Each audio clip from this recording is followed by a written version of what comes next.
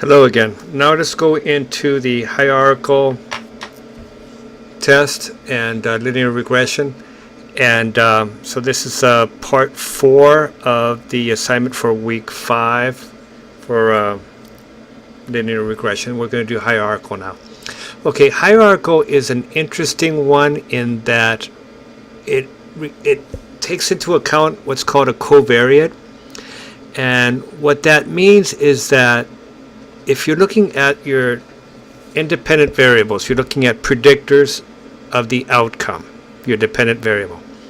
But what if you suspect that one of the independent variables actually influence the other independent variables to the degree that it affects the dependent variable?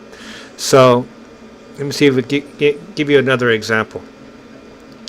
Well, in this case that we're using here, we're using one dependent variable, which is going to be weight loss, and we have 3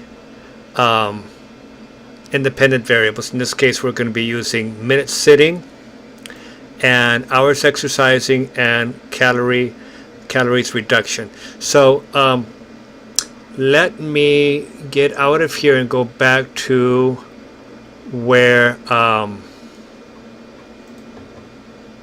we started. Okay, so it's going to analyze regression, linear. Okay, so here in the variables, you're going to have 3 different variables that we're going to be looking at. Okay, so we have one dependent variable. We're going to look at what has influence over weight loss. So our dependent variable, we're going to choose from this and put it over here in dependent weight loss. Now, in your independent variables, we're going to use different blocks. The first block we're going to put in, I suggest you put in minutes sitting, and then for the next block you put in the other 2 variables, hours exercising and calories reduction. So let me explain this again. This is the whole purpose of hierarchical regression. You are hypothesizing that one of the variables, the independent variables, actually influences the other 2 independent variables. So in this case, I'm saying, what if minutes sitting actually influence the number of hours you have exercising and the number of calories that you reduce? And I chose it this way, and if you want to do it in a different way, that's fine. If you want to isolate the covariate by putting hours exercise or calories reduction in the first block, that's fine. The one that made sense to me that would be minutes sitting. This is why. Because one can suspect that minutes sitting could have an influence on how many calories you can reduce your intake by. Because if you're sitting around, just the fact that you're sitting around could make it hard to reduce calories. You're watching TV, you're sitting outside, you might want to start snacking, or if you want to cut back on snacking, it's really hard to cut back on snacking when you're sitting down watching your favorite television program.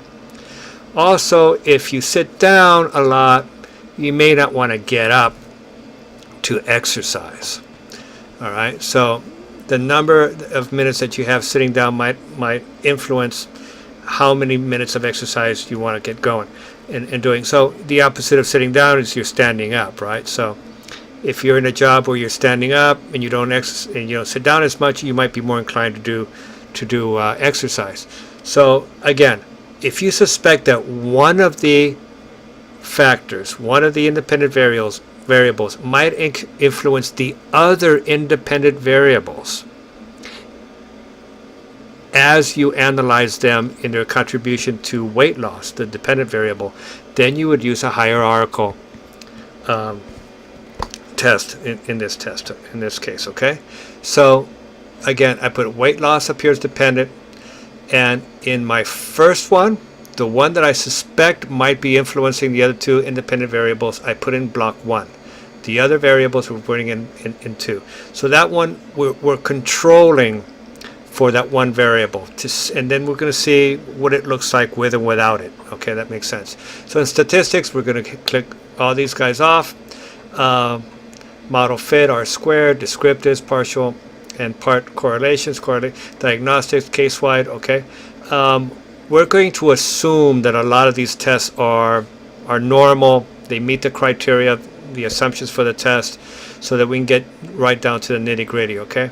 So plots for the Y, we're going to put down R, E, SID. For the X, we're going to put X, PRED, normal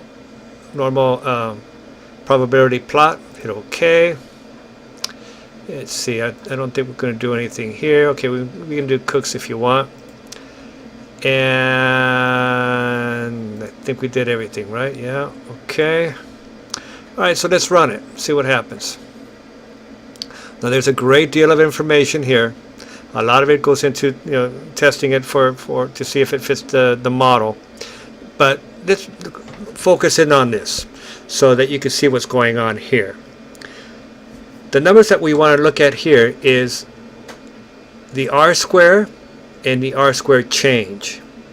The R-square here tells you the percentage of one influences the other by that percentage. Okay, so that's like 48%.